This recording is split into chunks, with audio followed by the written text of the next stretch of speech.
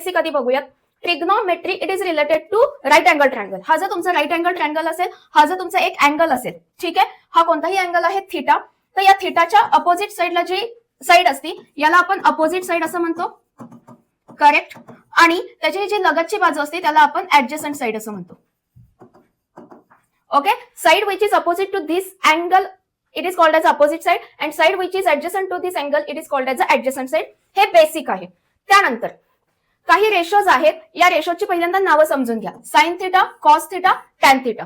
Sign theta, cos theta, tan theta, त्यानंतर cosec theta, sec theta, cot theta. आता तुम्ही म्हणाल की मी असं का लिहिलेलं आहे, याच्या मागे ही लॉजिक आहे. हे असं केल्यानंतर तुम्हाला व्यवस्थित लक्षात येईल. साइन, कॉस, टॅन, कोसेक, सेक, कॉट. आता तुम्ही बघाल की साइन थिटा, तर हे आपण मगाच्या राईट अँगल ट्रायंगल मध्ये बघितलं की ऍडजस्टंट साइड आहे, अपोजिट साइड आहे आणि हा हायपोटेनस आहे. ठीक आहे, मग हे जे रेशोज आहेत, रेशोज म्हणजे काय, तर दोन साइडचा आपण रेशो घेतो आहे. तर साइन थिटा मध्ये काय येतं, opposite side divided by hypotenuse येतो. Opposite side divided by hypotenuse. Cos theta मध्ये काय येतं, adjacent side divided by hypotenuse येतो. आता टॅन थिटा म्हणजे काय असतं, इथे लक्षातच ठेवा, sine theta divided by cos theta म्हणजेच तुमचा टॅन थिटा येतो. मग या दोन रेशोंचा रेशो ज्यावेळी तुम्हाला घेईल त्यावेळी टॅन थिटा मिळतो, opposite side divided by adjacent side.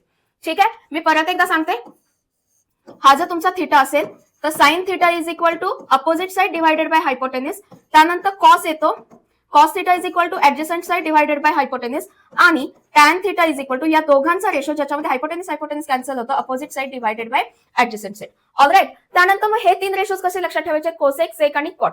नेहमी लक्षात ठेवा, कोसेक हा साइनचा रेसिप्रोकल आहे.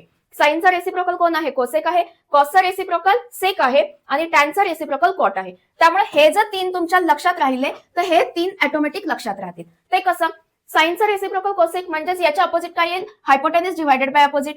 कॉसचा रेसिप्रोकल आहे सेक म्हणजेच hypotenuse divided by adjacent side. आणि इथे एक लक्षात ठेवा, कॉट थिटा म्हणजे काय असतो, कोसेक डिवायडेड बाय सेक असतो. Cosec theta divided by sec theta म्हणजे या दोघांचा रेशो घेतल्यानंतर आपल्याला काय मिळेल, adjacent side divided by hypotenuse. तर हे अशा प्रकारचे तीन रेशो जर तुम्ही लक्षात ठेवले तर 6 रेशोची तुमची तयारी होऊन जाईल. हे खूप जास्त बेसिक रेशोज आहेत आणि याच्यावरती क्वेश्चन विचारतात, बोर्डाच्या एक्झामला याच्यावरती क्वेश्चन विचारतात. जसं की असं देतात की sine A is equal to 3/5. मग याच्यावरून बाकीचे रेशोज काढा किंवा स्पेसिफिक सेक ए काढा,